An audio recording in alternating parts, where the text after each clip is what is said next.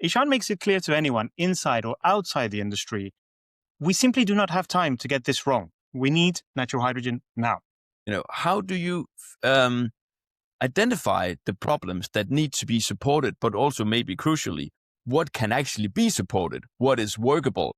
And what made this light bulb go off in your head saying, we need to invest in this ASAP?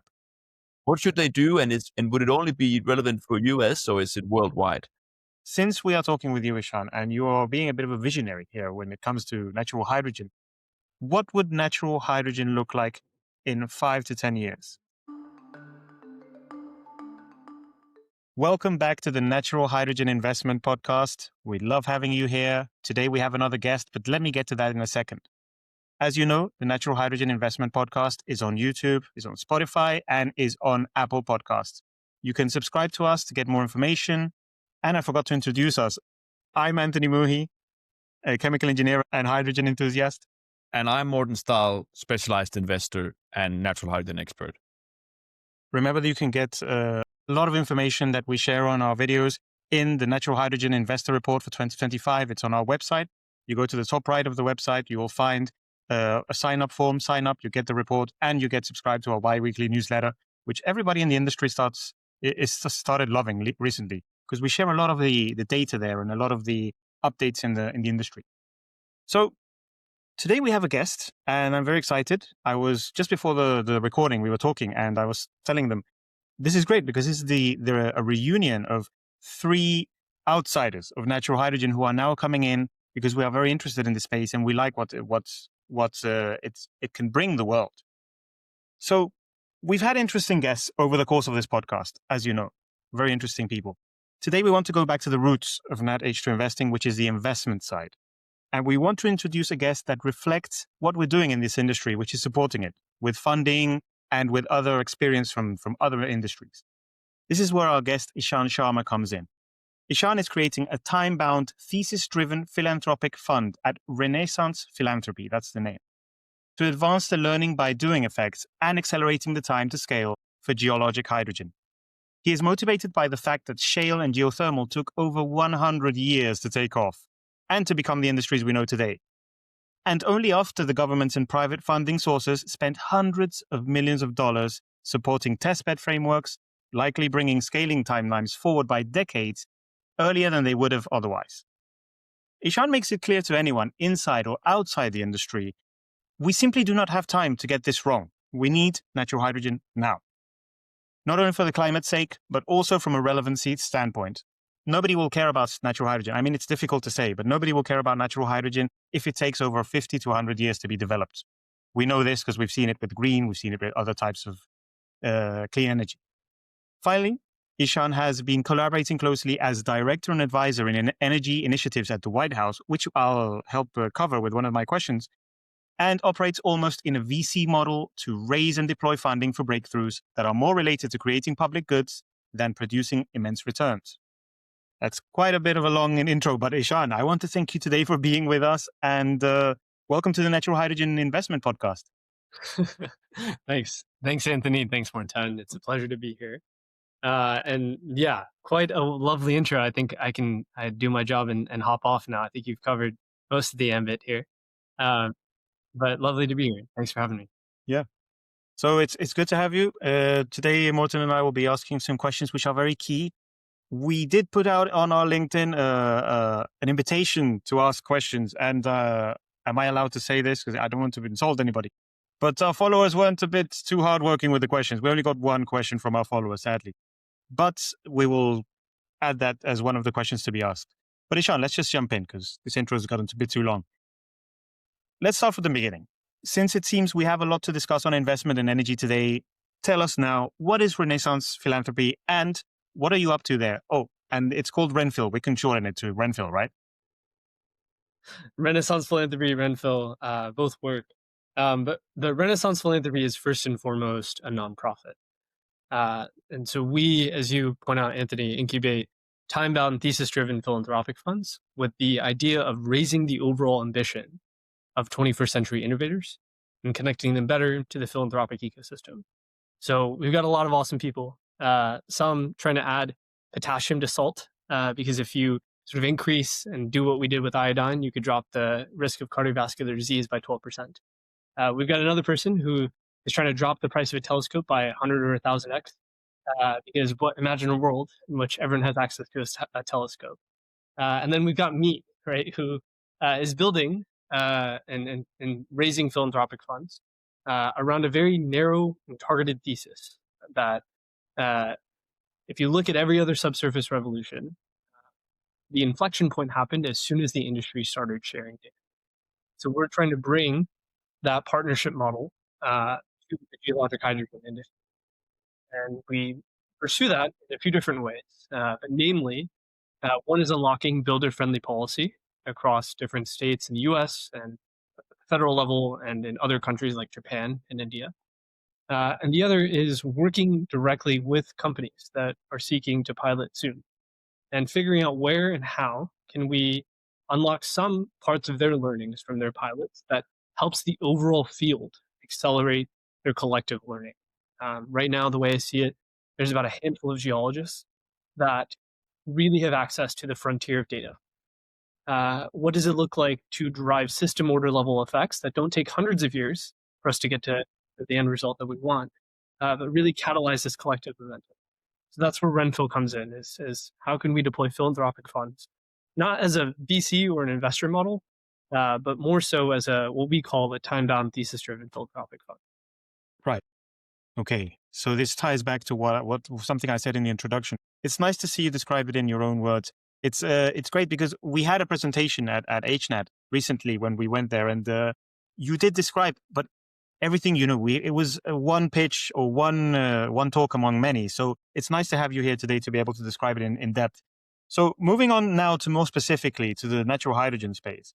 How did you discover natural hydrogen, so to speak? And what made this light bulb go off in your head saying, we need to invest in this ASAP? So I was working in the White House the past few years on industrial policy. How do we scale nationally important technologies, and ways in which, and thinking pretty actively about ways in which the investor communities don't necessarily scale the right kinds of deep tech we need in order to see the sort of world we want to see. As part of that was the White House lead for geothermal, which I think is now exciting and is taking off. And part of what crossed my desk as being the geothermal guy in the White House was this emergent nascent concept of geologic hydrogen. And the more I learned, the more I saw across the field that there are enough good people working on geothermal, right? I think we're starting to see the industry take off. We won't really have an answer to about 30% of emissions that not just require cheap electrons, but really require cheap green molecules to decarbonize. And I looked at a lot of the timelines for what we see with green hydrogen and other sources of hydrogen. It's not looking pretty, right? I think some of the recent estimates are suggesting 2045 or 2050, and which we can hope to achieve cost parity of green hydrogen, fossil-based hydrogen. And that will require immense amounts of public subsidies. And so in taking the lessons learned from geothermal and understanding what was really critical to the success, studying the history of shale, there are a lot of similarities in geologic hydrogen that, if done right, we don't have to repeat those same pitfalls. And that's sort of what prompted me to start this philanthropic fund. Okay, that starts to make more sense. And I mean, seeing as you're so close now to this problem, which is the natural hydrogen commerciality problem and so on, and you've already seen where we are now and where we're headed, because I think this is what you've been studying the most. How do we make this difference in this parallel with geothermal? We don't want to be like geothermal. We want to be quicker. I wanted to ask a question. What are the biggest problems we're facing right now in natural hydrogen that you've identified and that can only be solved with funding? And is it a matter of scientific roadblocks? Because that's a big debate, right? Is it scientific roadblocks? Is it technical ones? Is it just a matter of putting money? What has the biggest priority right now? Look, you talk to most global CEOs and they're curious, right? But they're like, where are the deposits? And I think the more you learn about geologic hydrogen, the more easy it is to think this is too good to be true. I think if we look across the hydrogen ecosystem, that has been a story that has been told, right? Hydrogen is often called the silver bullet, which I think is a red flag anytime you start to think about climate and what Yes. So I don't come and I don't come to this problem from a perspective that geologic hydrogen is going to solve everything. I come from the perspective that if geologic hydrogen doesn't work, then we have a lot of problems ahead of us, not only for the climate, but for economies around the world. And so the way I see it, there's a few different problems, or rather lessons learned from previous industries. The first one is in geothermal, we had a similar architecture in the 2000s to what we have today in geologic hydrogen, where one company has raised more money than everyone else, refuses to work with everyone else, and if they have a failure or if they don't have returns as expected in the early 2000s in the geothermal case, that causes a tremendous amount of investor flight, such that we see the industry taking much longer to Right. in geothermal, we were lucky, right? Because the government spent hundreds of millions building the Utah Forge facility as a testbed framework to build and bolster investor confidence and show, industry you can really take risks. But if we look at the GeoH2 ecosystem, we see it's pretty analogous today, right?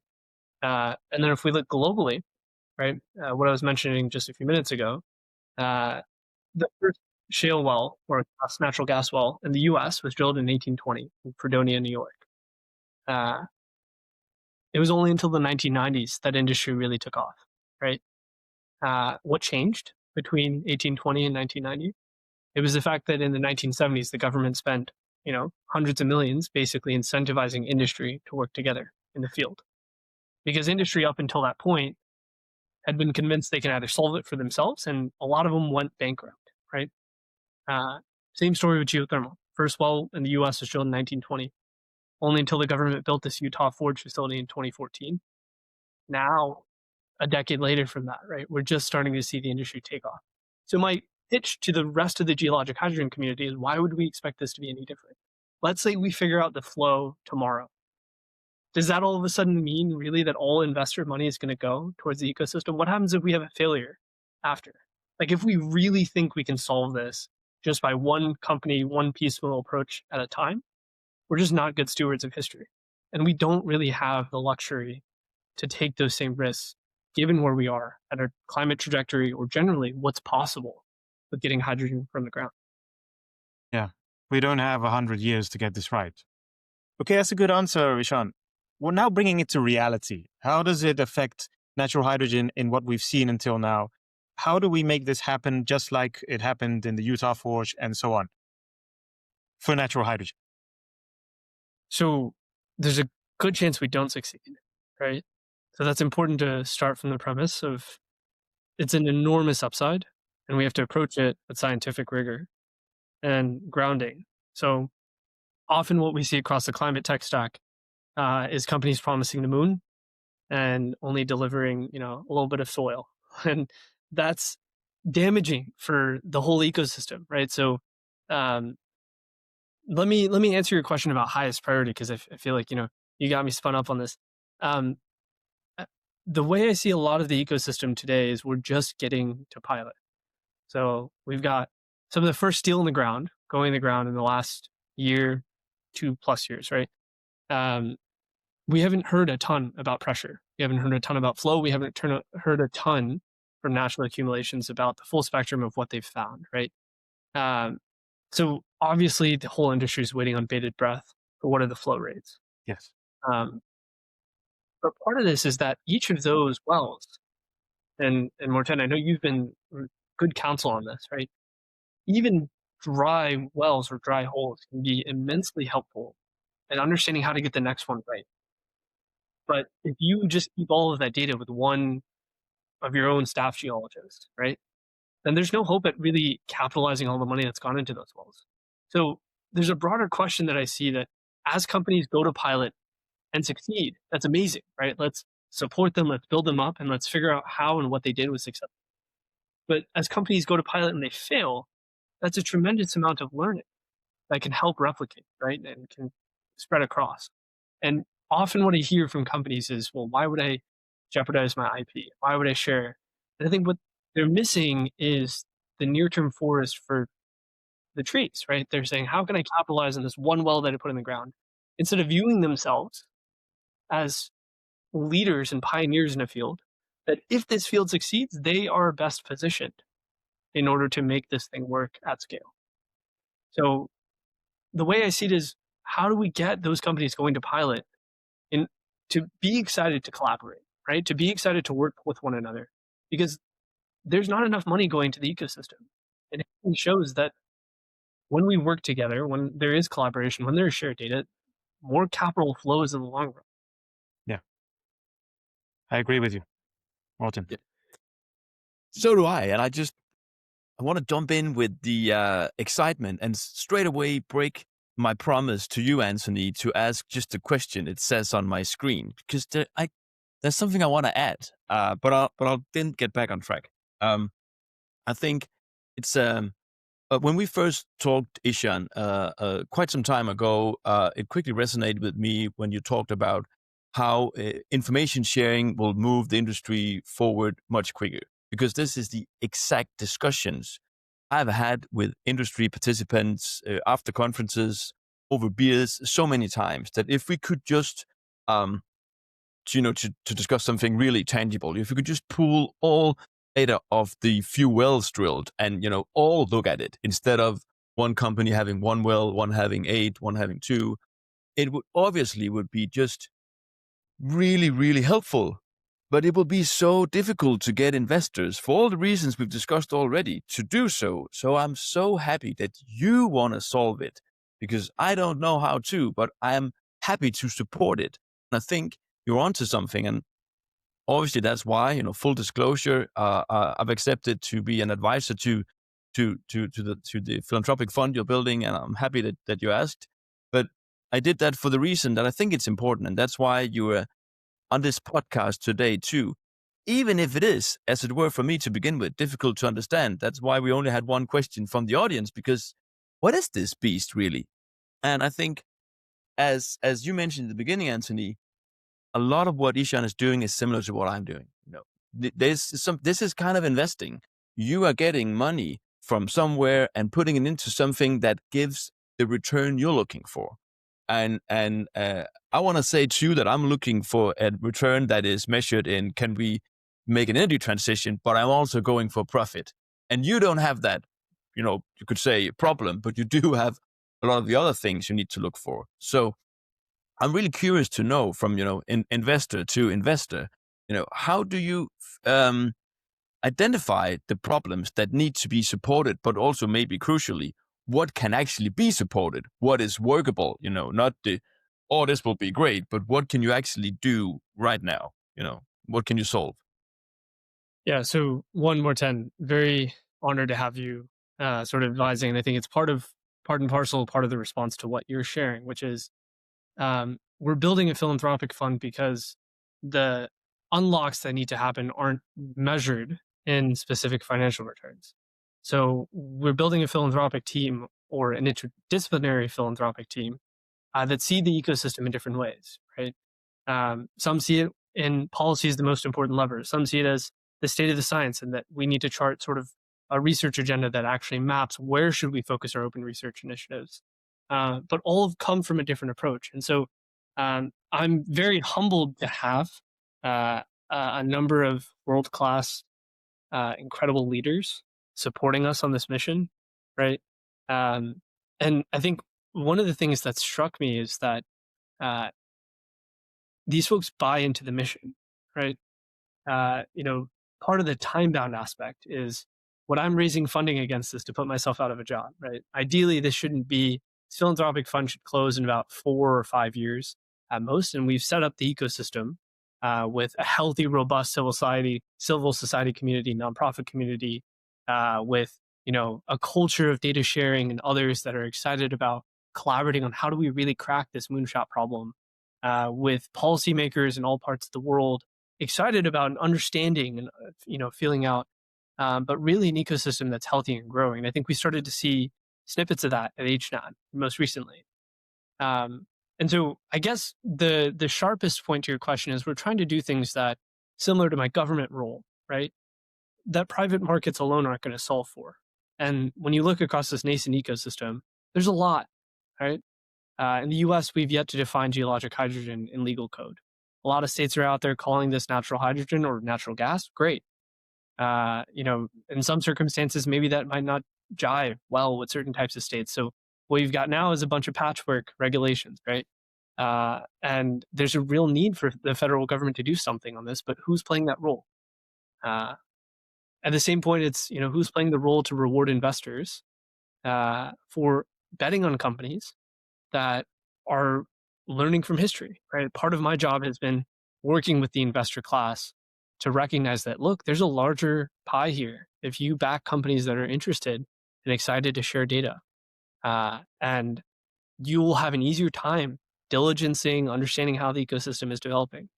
But no one's going to play that role as one investor, right? And then when we get to the company level, it's about working to identify what companies really need. And obviously right now it's funding, right? Every single company, my inbox is often crowded with, hey, can you give us money? And that's not quite the role we're trying to play, right? We're really not trying to bet. This is really important, but we're really not trying to bet on one company. We're excited about our things that, where companies have raised private capital and they're going to go to pilot, for example, and they'd be willing to share, for example, if you're an engineered subsurface mineral hydrogen project, they'd be excited to share, rock mechanics data, because that's data that could benefit every other type of startup that's about to go to pilot as well. We're excited to back other initiatives that are about collecting core samples from new geologies. Maybe it's not mafic, or maybe it's not ultramafics, but it's mafic basalts, or other types of things that investors aren't going to be first to back, but if successful, dramatically expands the geographic potential of geologic hydrogen. So when we make investments, it's about that sort of community ecosystem framing. So it's finding this that is not expected to be financed by investors, and also, I guess, not that something that is expected to be financed by pure scientific lab work at some point. Something in between. Maybe sometimes something that could be financed by investors, but the way you will be doing it means that it can reach a broader audience. You're going to be, not siloing the information. Right. As I mentioned, there's, a lot of folks working on a lot of things at Renaissance Philanthropy, but we're all about breakthrough impact. None of us are working on things that are incremental. And that's not how the science and tech ecosystem is generally set up. And it's something that the investor community really wants to reward, but doesn't have often the types of data or infrastructure or risk capital in order to make those investments and place those bets. And so we're kind of filling that gap of, okay. And obviously, Morten, I have a harder time raising money than you would, right? If you're not promising returns, it's a different class of people, right? But that's needed, I think, that we see. That's a good point. It leads me to my next question. Promise, Anthony, following now. I was getting worried at this point. Yeah, but it says now, funding, so because whatever you're going to be doing, you're going to need money to do your work, hand out grants to scientists, stuff like that. Where do you expect these money to be coming from? Where are you fundraising? Is it family offices, retail, government? What's the target? Who should be sitting out there thinking, this is where I put my money I want to do natural hydrogen with? Because I met investors who said, wow, this sounds so good. You should talk to our philanthropy department. No, this can't be for profit because it's so good. So if you're looking for that, I'll hook you up soon, with on. But in general, who are you looking for? Yeah, welcome any and all connections. But look, Morten, if you believe in the mission, right, which is that, and there are error bars here, but the way I see it is, geoscientists estimate now that 2% of what we think is in the ground could power civilization for centuries.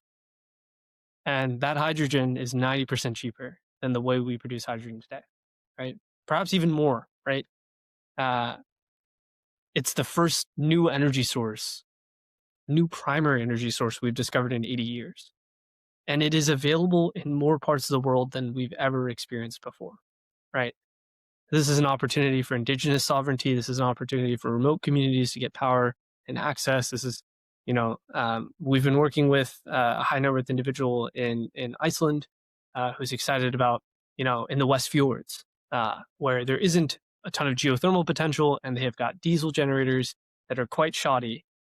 Could we explore something there where there are ultramafic intrusions? And so I think the story with geologic hydrogen, both engineered and natural, is that it unlocks a potential in most parts of the world that people would have an affinity to. And so I would invite folks that are listening to think about and investigate what place matters to them, right? And I'd be happy to work with you on how this potential promising resource could really benefit and what the constraints are and what the real scientific rigor says. Not everywhere has geologic hydrogen, but a lot of places do, right? And so we're targeting governments, we're targeting family offices, but I don't see it as targeting them, right? I see it as there's a lot of mutual benefit to be had with the communities that they care about, even if you care little for the climate. So if we look at, let's take governments, for example, in places we've had a lot of interest, places like Japan and India, and of course the United States where pilots are active. In Japan and India, the governments are spending billions and billions of dollars, right, on trying to make green hydrogen work. And globally, I think there's something like $100+ billion of subsidies trying to make green hydrogen work, even if we tapped a percentage of that around this mission, around open data that learns from previous subsurface revolutions. We could have the fastest path to $1 per kilogram of clean hydrogen, decades. Yeah, definitely. Right? So there's a huge upside in governments around the world, and we're starting to see that, right? At HNAT, we saw Colombia announce triple the investment of the United States into figuring out, does geologic hydrogen work within their border? For family offices, some of them are excited about the space, but it's too risky, as you point out, Morten, for their venture arm. So they're like, maybe this is a big thing. And if what you're saying is true, Ishan, and maybe you're just too crazy, but maybe you actually are right, it's worth the bet to explore. For traditional philanthropists, the large foundations and whatnot, we work pretty closely with a lot of them. Industrial decarbonization has been an ecosystem that hasn't had a lot of progress.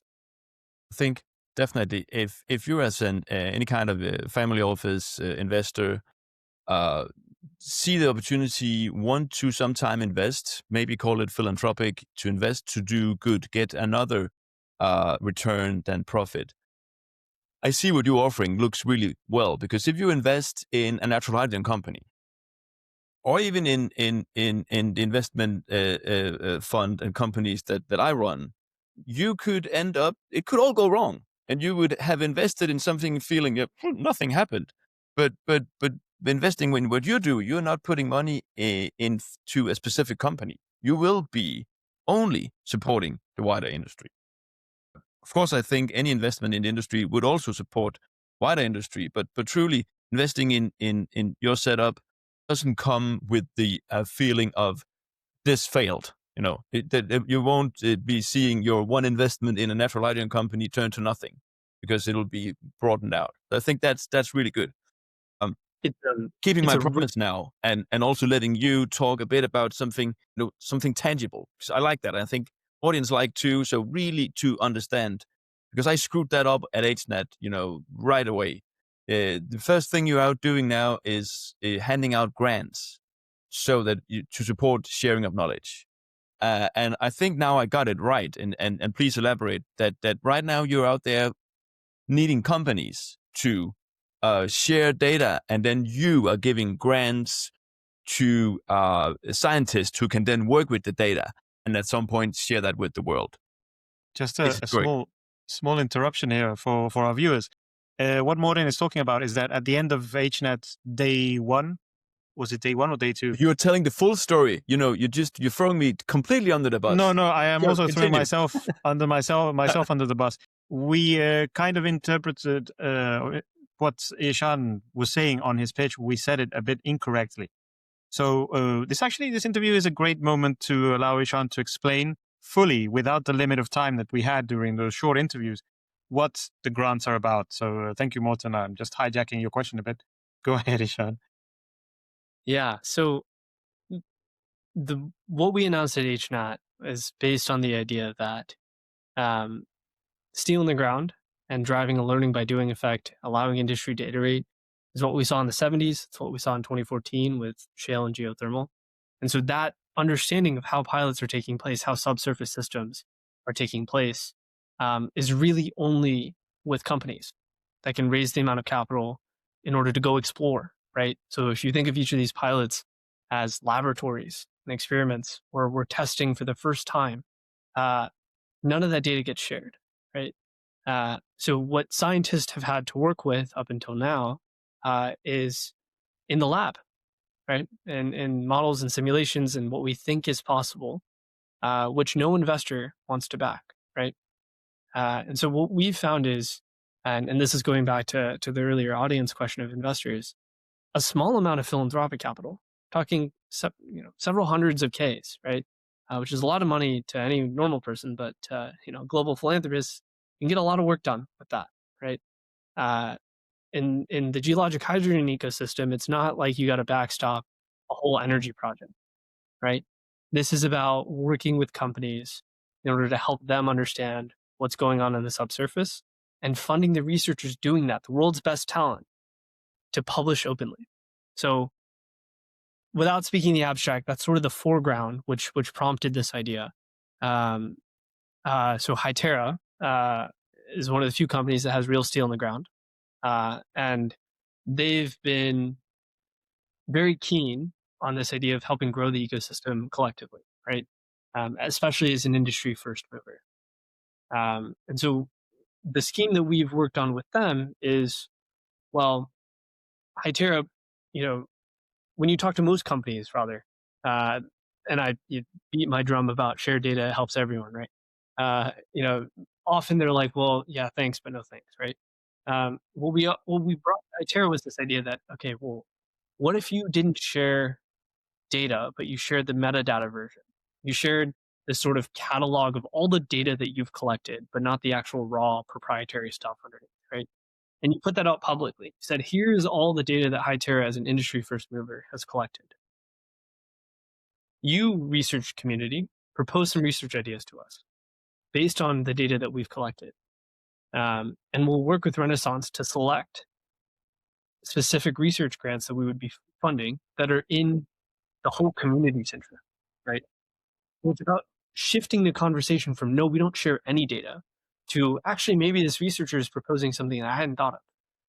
I think one of the things that got Hytera excited was a simple question, and I credit them for having the humility and sort of wherewithal to kind of pursue this beyond themselves, but for themselves as well, right? They're a private company, I don't fault them. But it was a simple question that, have you ever had someone else look at your data and reach a different conclusion? And if you're anyone serious, right, the answer to that question is yes, every time. Otherwise, you're suffering from hubris, right? It's like, so the partnership with Hytera is hopefully the first of many partnerships with many companies getting to pilot. But it's about shifting the conversation from, no, we don't share data, to maybe we're interested in funding this research. And, we can convince our board, for example, if Renaissance is going to fund the researchers, for us to share data. So what I would hope to see more companies get to pilot over the next, 6, 12 months is that similar sort of approach. Yeah.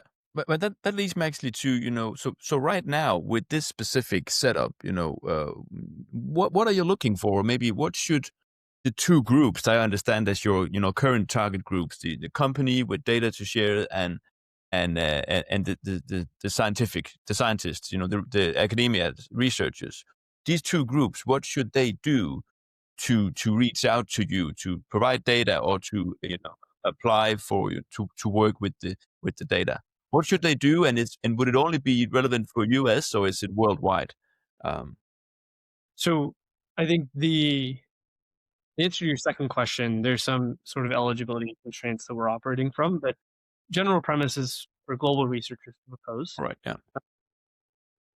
In terms of what they should do, and I think it's funny, the comments that you guys got on LinkedIn is not reflective of the comments I keep getting in my inbox. So part of my hope in coming on this podcast was to be able to actually answer some questions and set the record straight. But I think, it's about understanding from the research community where the state of the field is and where, if they had their, druthers, they had everything that they wanted in terms of access to data, what would they do in order to move the field forward? That's like the simplest framing I can offer, right? It's not like we have a bias towards, is there specific things that are going to benefit Hytera? And I think Hytera has been great partners on this. But I think as a collective, what we're seeing in the ecosystem is there's so much we don't understand about the subsurface, right? Whether it's shale or geothermal, or right, there's so much we don't understand about the subsurface. And when you add geochemistry to the mix, it becomes even more complex. So there's fundamental learnings to be had. And we have a rare instance where companies are out there putting steel in the ground, getting the best access to frontier data. And my push to the scientific community is, what are things that are going to move the field forward in a way that isn't incremental, right? What are things that, may be hard to get funding from the NSF or otherwise, ARPA-E, and maybe ARPA-E has been pretty good actually, but Yeah. that are going to drive that breakthrough impact. And this is, obviously a small amount of research funding, but is a flavor of the types of things we want to support in the long run, all in the interest in making the ecosystem go much faster. But just, plain simple, what should they do? If there's a company saying, we want to share data, could they just reach out at ishan.com, or, where to find you? Or and the same with the academia who want to do the get a grant and do some nice work, are there a place they can see where and when to and how to apply? What? Yeah. So we've already had a number of pitches, right? And I think we constantly have pitches, and I think we often get pitches from companies saying, "Hey, back my pilot." And the reality is, we don't have enough capital to backstop a whole pilot, right? So what we're hunting for are nimble bets until we can raise a lot more that help demonstrate there's an unlock. So, for example, a proposal came across my desk about collecting core samples from troctolites. This is getting perhaps a little too technical, but iron-rich gabbros are not a field or a play that most folks start hunting after when they're just trying to raise money for ultramafics, right? And Morten, I know you've been in enough investor calls and tables that it's like, why would we back the weird rock thing when we have data that is real on ultramafics, right? And so pretty much every company is going to go after and test their new intervention, whether it's a stimulated approach or something else, on the rocks that we have data for. That's why most folks have been drilling in, Kansas and Nebraska, and maybe that's not the best place, right? And so what I'm interested in and what I'm approaching this from is a deep sense of humility in how the ecosystem is thinking about how do we move the field forward. So in the troctolites play, there's a clear reason why we'd be excited about it, right? It's that most investors won't back that project. And if it is true, right, then we all of a sudden have changed the opportunity to leverage private investment in exploring a whole new rock type, right? So for us, we think about this in terms of leverage for private sector investment. But, before that, and I don't want to get folks too twisted, right? It's not like you can solve everything with Hytera's data sets, right? I'm under no illusions. And maybe Hytera's data sets aren't the best ones in this ecosystem right now, or where we should be focusing open research. I don't know, right? But I'm humble enough to know that there is a tremendous amount of learning that can be had from whatever wells that they put in the ground to help understand the ecosystem together. So just to wrap this up, what would success, or what would a finished project like this look like? The data has been put out, the scientist has applied, got the grant, start working. They will end up delivering some kind of report that goes to the company and then later to the public. What would be the kind of the end product? Let's call it a success. Because we don't know if it would give this amount of good data or this amount of good data. But what would be the end product? So, I would hope someone would keep me honest here, but the way I see it is, this is the first time researchers will have access to a commercially drilled hydrogen well and the opportunity to publish openly. Now, what I'd be excited about are ways in which we can get that data out there publicly faster. So preprints and other things that help us lead to conclusions that are not just, right, let's spend 12 months trying to investigate a very niche thing. And so I think, part of this is, we're not necessarily evaluating for co-funding or matching or whatnot, and that in fact might actually cause conflicts of interest with Hytera. But throw away everything you know about how fundraising happens, right? And it's a whole problem within the science and tech research community, right? Uh, Often half the time our brightest and best minds are spending 50% of their time writing grants, right? It's what I really want to see is what is the kernel of truth that you're trying to uncover, and how, if you didn't learn it by yourself or Highterra didn't learn it, but the whole world learned it, it would drive folks towards more impact and uncovering myths or busting myths or unlocking private capital. Insert whatever your public good is, right? It doesn't just have to be unlocking private capital, but what we really want to see is growth more than just one entity. Right. Okay, so the question we got from our lonely follower who left us a a comment on LinkedIn. Please, guys, next time we do this, it would be nice to have more questions, because these are questions that will be asked directly to the guest. But anyway, I'm not going to berate you anymore. He asked, it was Clemens Bergen. Have you got an example of this style, of this model of, let's say, information sharing working in the past? Do you have an example of these of a similar grant program, perhaps, or something which has worked in a similar way? So part of it is innovating on how grants have been made, and part of it is just deeply rooted in history, right? So in the course of this conversation, we brought up a number of government-focused projects. So let's think about the Eastern Gas Shales Project and the Gas Research Institute, which basically mandated that, we're going to backstop a bunch of wells, but we're going to require you to share all of your learnings to this community of about 40 different private sector, university, right? And the way that was disseminated was through the Gas Research Institute, right, which was separately funded, right? And so this idea that, there's going to be flow and then it's all going to be hunky-dory, I feel like we aren't seeing past, because we're just obsessed with, is this real or not? And is it worth my attention? And if we take the long view, right, it's very simply about sharing data, like every other instance in history. And so I guess the way I see it is, it's not just one example, but it's actually the entire ecosystem. Like, I would push anyone to tell me one particular technology that has scaled, that has been about subsurface energy, that hasn't fostered data sharing, or hasn't pursued testbeds. Right. I think that's a wonderful response. Just look to the past, look to the history, and you'll see it. I mean, that's a great response. Thank you, Ishan. And now, getting to know you a bit more as we approach the end of this episode, I want to know a bit more about you, Ishan, and the fact that you've been in some rooms that many of us haven't. I would say many of us haven't, which you have worked as an advisor at the White House. And we would like to know a bit more about that. And especially if there's any exposure you've had to the reception of the government to natural hydrogen, and what does it look like? Yeah, so principal director for industrial innovation at the White House, where we were pursuing an industrial strategy scheme that was quite historic, larger certainly than I think any other moment in U.S. history, but certainly contemporary. It's an exciting time for scaling nationally important tech. And the reason why my team was created, and why a lot of awesome, amazing colleagues were doing what they were doing, is because this represents an opportunity across the ecosystem for helping shift markets and unlock private capital in ways in which we've never seen before.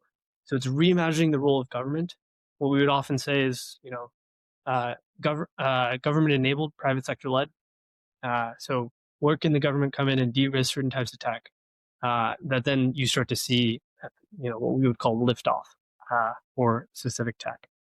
And I think, the exciting part about geologic hydrogen, geothermal, nuclear, et cetera, and generally the climate ecosystem is there's a lot of deployment challenges when it comes to solar, especially across the world, right? I'm calling you from India right now, and I think it's been remarkable what the country's been able to do in terms of hitting its 500 gigawatt renewables target. They've put some 250 gigawatts on the grid, right? There's a lot of challenges that remain across the world for deployment of solar, but as an ecosystem, we have succeeded in making solar the cheapest form of electricity. Like that is a huge moment for progress, but it's not enough, right? And it's nowhere close actually to where we need to go. And the upshot is we look across the technologies that we need to reach a zero carbon economy, and we need a lot of baseload energy sources. That's geothermal, that's nuclear, and those are things that the administration really appreciates. Um, we also need, things that aren't just cheap green electrons. We need cheap green molecules in order to, decarbonize steel and make ammonia, right, and sort of jet fuels and other things that require binding to those molecules. And so, what I see in this administration is an exciting confluence of interests, where price of oil is hovering around $50 in the next couple of years, which means a lot of American service companies aren't going to get a lot of business putting steel in the ground. And this represents a huge opportunity for them to explore. And so obviously the trope of the Trump admin is drill, baby, drill. For geologic hydrogen, it's, this could be the first time that you unlock a new shale revolution, right? And Trump could be the one who does it. And I think the big question is whether or not there's resources that have been dedicated or could be dedicated. Right now, the government has a lot of money for green hydrogen that could be repurposed. Yes. And so we've been in some interesting conversations to figure out how to do that. But I would expect there to be a lot of interest from the U.S. government on this. So do you, realizing, as you just said, of course, doing what you do now, you're no longer working at the White House, but knowing the current administration, as well as the previous and the U.S. system in general, is there a chance that natural hydrogen could be a strategic energy source for the U.S. government deciding that it's a strategic energy source within the next few years? Is there more than zero chance that will happen? Because that will be amazing, obviously.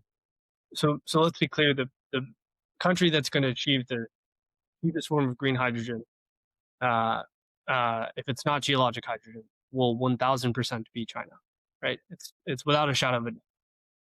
And so if we want to look at competitiveness and national security from what can China do all of a sudden if they have the cheapest and greenest form of hydrogen, of clean hydrogen, you start to get access and energy security issues across Europe, right? Which is a huge problem for the U.S. In terms of allies, the relationship, and how those unfold over the next couple decades. And so the way I see it is China probably has a pretty good lead on green hydrogen compared to the U.S. And India is a second, and whether or not it's a close second, I think remains to be seen. But they're definitely one of the next best places. But still dependent on electrolyzers from China and a lot of other manufacturing. So if the U.S. wants to forego an entire technology area and let China basically dominate the industry of the future, or it can choose to invest in American-made energy companies, American workers that have a lot of upshot from using their same skills. It's a no-brainer, right? Yeah, definitely. And this ties back to a previous interview, which I'm not going to say there's any relationship between the two, but when we talked with Dr. Richard Hartman of the U.S. Air Force, he mentioned how there's a big push in the U.S. for energy resilience and energy independence, and independence from the markets and the effects that any type of a geopolitical crisis could have on energy around the world, especially in the U.S. and its bases. I think this ties in really well. I mean, the whole goal is to have this independence from price raising or any consequences of political decisions, such as, well, we don't want to sell you hydrogen anymore, or we want to raise the prices on the hydrogen we sell you. So this is a big part of it. And thank you for bringing that up. There's some great quotes in there we could use. So actually, I'll just quickly follow up on that. I think Richard Hartman was exceptionally good at talking about geologic hydrogen. I don't think he ever mentioned the fact that it's clean and low carbon intensity, purely from an energy security point of view, which is extremely important. And Ishan, you mentioned it too, that even if people don't prioritize, climate change and low carbon energy very much, it's still a new energy source in the Icelandic fjord. You mentioned that use diesel generators right now. There's there's so many options. And admittedly, as a Northern European investor, I easily get caught up in only the potential climate impact, but there's so many other aspects. So I'll do a good second, Ishan, on talking about not only climate, but of course Richard Hartman, he really nailed it with energy security for 60 minutes. That was good. I think if we're being honest, right, it's a new energy technology, It is. a new energy source that was discovered, right? Yeah, true. That has a lot of benefits, even if you It care a simply little just for the comes climate. without carbon. Yeah, it's a new energy source, but without carbon. Yeah. And as we approach the ending, because now we are quite a few minutes in, and I want to reach the ending with something we usually ask the guest, but I don't want to keep it, cliche. I want to give it a new twist. So I always ask at this point, where do you see natural hydrogen within 5 to 10 years from your point of view? But since we are talking with you, Ishan, and you are being a bit of a visionary here when it comes to natural hydrogen, I would like to ask you, if it were up to you, what would natural hydrogen look like in 5 to 10 years? I think you can see the twist there, right?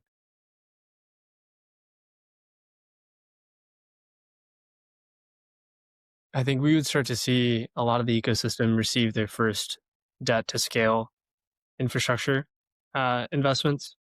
I think we would have seen a lot of innovations by virtue of the fact that there's successful early pilots that have shown that there is a business case to invest in storage and transport in a way that we haven't already seen. I think a lot of folks, there's a lot of buzz around Prometheus, right? Prometheus Hydrogen and HNAT is a new storage tech. And I imagine there's lots of other folks that are in stealth that have yet to come out.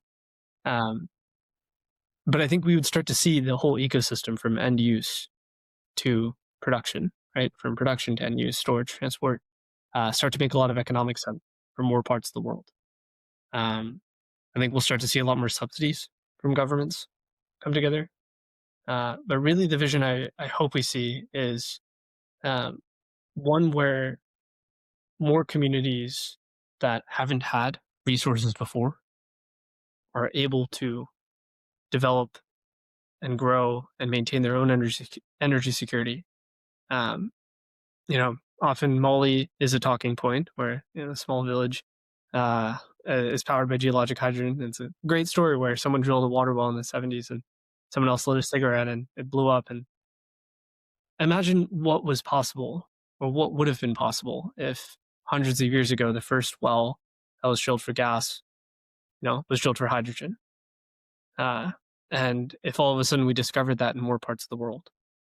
And so I think based on hydrogen being a molecule, right, there's a conceivable world where all of a sudden you start to see a growth in the energy potential in remote communities than we've ever seen before. But also a real shift in commitments from the major industrials.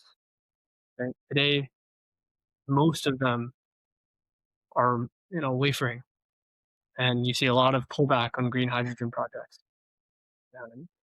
So I'd love to see a world in which, or in 5 to 10 years, it's not about how do we decarbonize these hard-to-abate sectors, but rather, we see a lot of goods like steel and ammonia becoming cheaper by virtue of them becoming cleaner.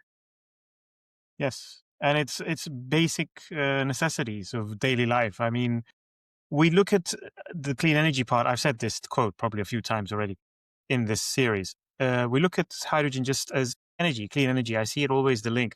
And there is so much we can do with the molecules, and molecules are going to be a big part of that. I think it's been identified for a long time now that even if we do have the energy in terms of solar, which has been the winner until now, of course, we can still make use of hydrogen. We can still make it work economically as well with fertilizers and green steel and so on.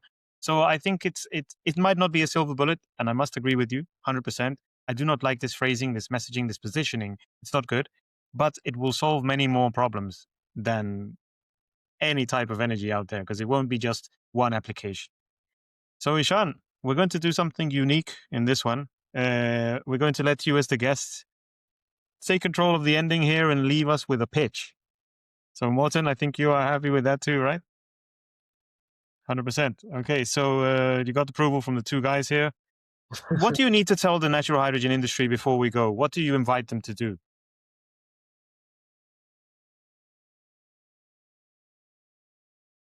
I think the most important takeaway is what comes after flow.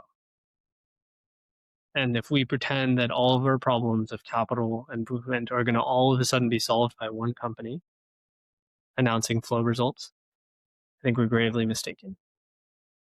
I think there is a tremendous amount that needs to be set up, and I know the companies know this well in terms of policy, infrastructure, regulations, and but the incentives to collaborate, especially.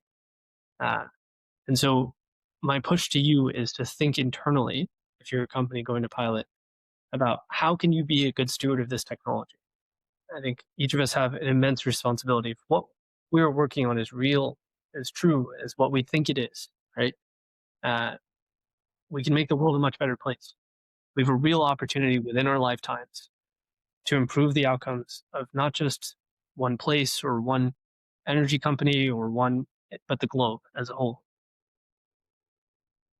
So my push to you is to look and think and be excited to, rather than begrudgingly approaching the idea of data sharing, as we often see, right? Because whether work with Highterra, it's clear that there is a lot of co-benefits, a lot of upside to collaboration. So just not thinking like the traditional, let's keep everything closed doors, what we're trying to break. And I think we'll all be better for it. Perfect. Thank you, Ishan. Oh, Ishan Sharma from RenPhil, Renaissance Philanthropy. I hope you've enjoyed it. Thank you for being with us here, Ishan. We appreciate everything you've shared with us and all of the ideas you've suggested to the space and to the people who work in it. So thank you. And Morten, thank you as always. You have to subscribe to us if you haven't. Keep in touch with us on our email newsletter. Go to our website, go to the sign up form, sign up for the Natural Hydrogen Report 2025. Morten, we have to start working on 2026. And also we want you to subscribe on Spotify and Apple Podcasts, where we also share the podcast. Remember to share it with your colleagues, share it with your peers. We are now pretty much, I'm sure, one of the leading figures or the media figures in this space. So thank you and see you in the next one. Thank you, guys. Thank you. Thanks all. Bye.